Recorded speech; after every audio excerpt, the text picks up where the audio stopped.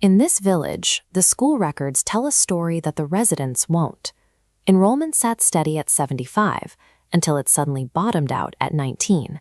56 children simply vanished from the government registry.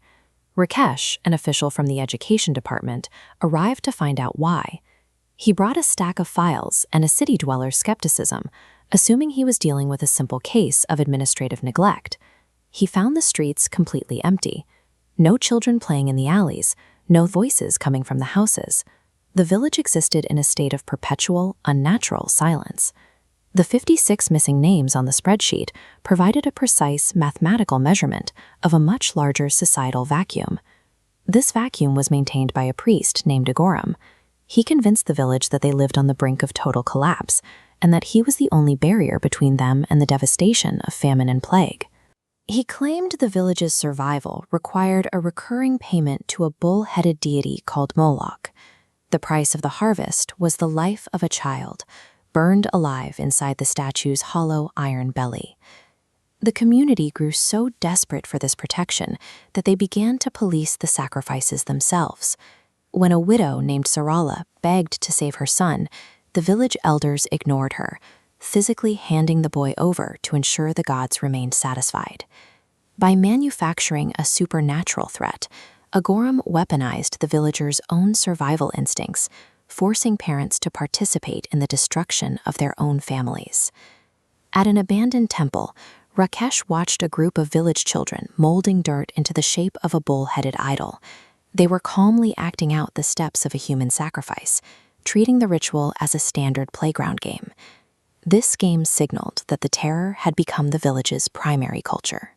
The children weren't just afraid of the ritual. They had integrated it into their foundational understanding of how the world functioned.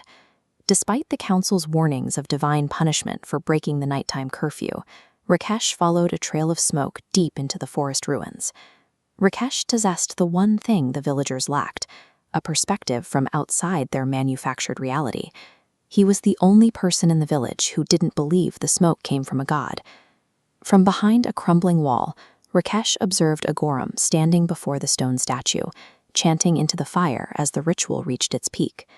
In the villagers' minds, a child's life fed the demon, which then brought rain and crops. But Agoram revealed the real transaction. The crops were irrelevant. The fire's energy funneled directly into Agoram himself, fueling his pursuit of immortality. The horror was purely a human invention, a system of mass murder conducted for a single man's narcissistic gain. Rakesh brought the village elders to the ruins under the cover of darkness, positioning them where they could hear Agoram's self-serving boasts for themselves. The elders stood frozen as the man they called a savior spoke about them with contempt.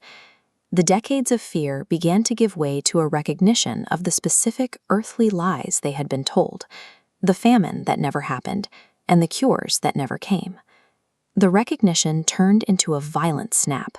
The villagers swarmed the priest and threw him into the same furnace he used to consume their children. The power Agoram held for 20 years vanished the moment the villagers saw the evidence of his deception. In the following weeks, the silence broke. The school bell rang again, and the village returned to the mundane rhythms of daily life and physical labor.